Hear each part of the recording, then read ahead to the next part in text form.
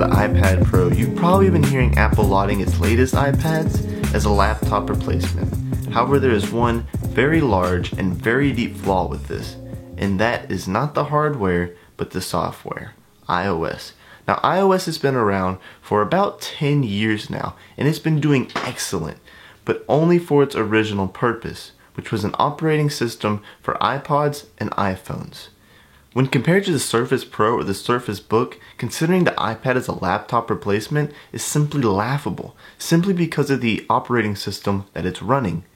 The iPad is no more a laptop replacement than an iPhone is, simply because it's running the same exact operating system. That's where padOS comes in, hopefully with a better name.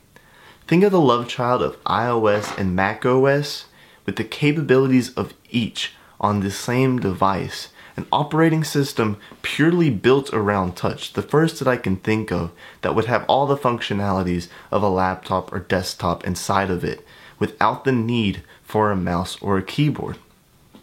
So what could you expect in a system like this? Well, the short answer is more the same, but with a little bit more than what you already have.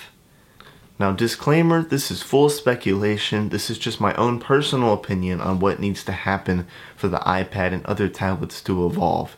So nothing has been announced or anything like that. This is just my own thoughts and opinions.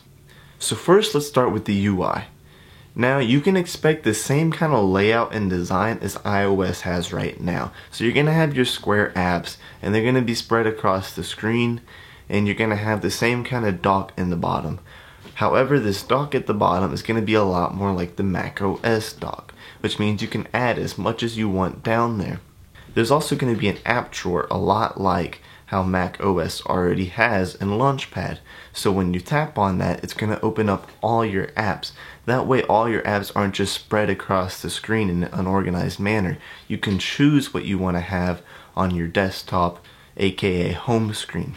And of course, all web pages are going to be full web pages. This is already happening, but there will be no mobile apps because after all, this is a laptop replacement. And then when you minimize an app, it's going to be going to this new multitasking window. Now, the multitasking window at the moment is very similar, aka the exact same as an iPhone. However, this one will actually be taking use of the screen real estate that you have on the iPad. So basically, it's just going to be a little sliver of a rectangle off to the side with all your apps on it that you can scroll through and see actual screen previews for. And if you want to use that app, all you have to do is tap on it and that will open it. Or if you want to use some split screen functionality, you can drag it, and if you drag it off to the very left side of the screen, it'll just open on the left side of the screen, and then you can open one on the right. That brings me into my next point, which is split screen functionality. Now, what I would assume would be best for an iPad and the screen real estate that they have is only 4 apps at one time. So you'd have one app open in the top left, one app open in the top right, one in the bottom left, and one in the bottom right. I just think that's what would work best. But that way, you can have 4 apps open at one time doing whatever you want. So if you want to watch like a YouTube video in one, you want to have Twitter open, want to be browsing the web, and then, I don't know, Facebook or something, you can do all 4 of those at the same time. And then you're going to have this multi-desktop functionality, just like you do on a Mac. So right now, in the top left of the Mac, you have your close button, you have your minimize button, and then you have one more button, which is your full screen button. If you click on that, it opens this app up in full screen. And if you want to change within the different full screen apps that you have, all you do is 3-finger swipe left or right, and that will change the app that you're viewing at the moment. The same kind of thing would be on the Mac. So if you choose to open up an app in full screen, all you have to do is then just 3-finger swipe left or right, and you can go to the next app that you have full screen. This is something that I personally use all the time on Macs. It's one of my favorite features, honestly, and I didn't even think it would be. It's just so easy to be doing something in one app and just 3-finger swipe and get to a different app. It's very useful, and on an iPad I think it would be just as useful. And then if you 3-finger swipe up, it shows you all the apps that you have open at the moment Not like a multitasking window, like all the full screen apps you have open. And all you have to do is tap on one of those and it will open them just so you can see all of them at one time. I think it's going to be huge.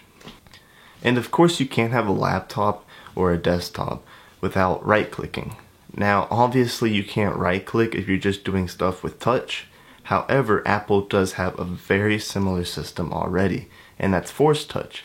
Now currently iPads don't have Force Touch, but I think that'd be something that'd be very easy to implement into existing iPads, especially if they made them just a little bit thicker. Sorry, Apple.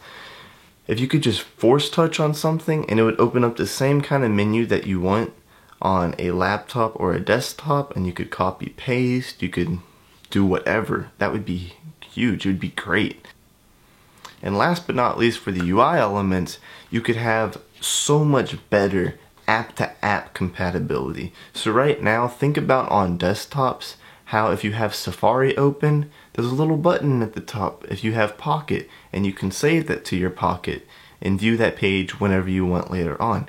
Now right now on iOS, you can already do something similar with the share menu, but that's just like a temporary fix to a permanent problem in my eyes.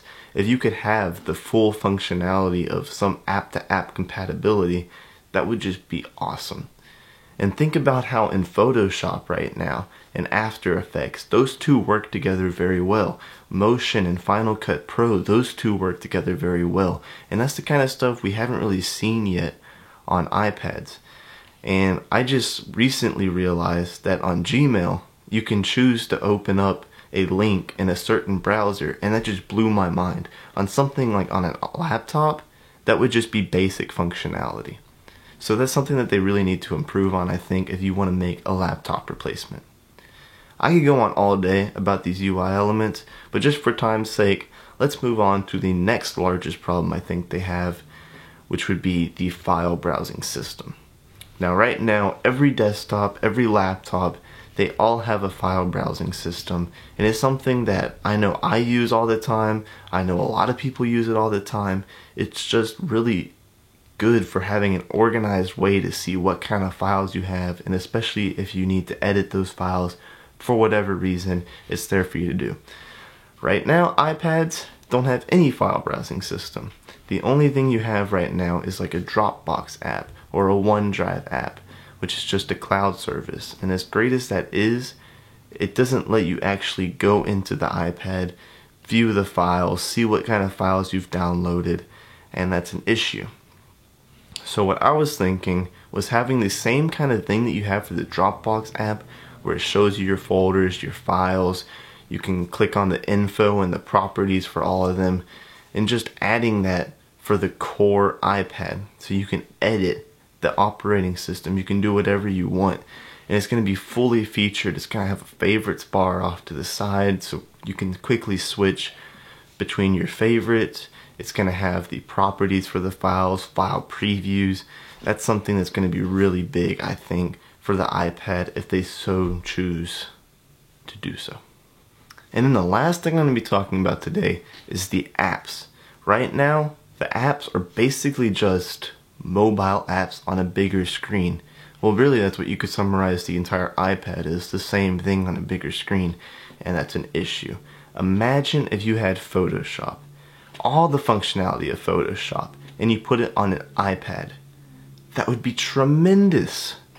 Right now there's already a lot of artists and stuff that have Surface Pros or Surface Books, and they just do all their editing on there, because it's awesome to have this touch functionality and the drawing capabilities on a fully fledged laptop.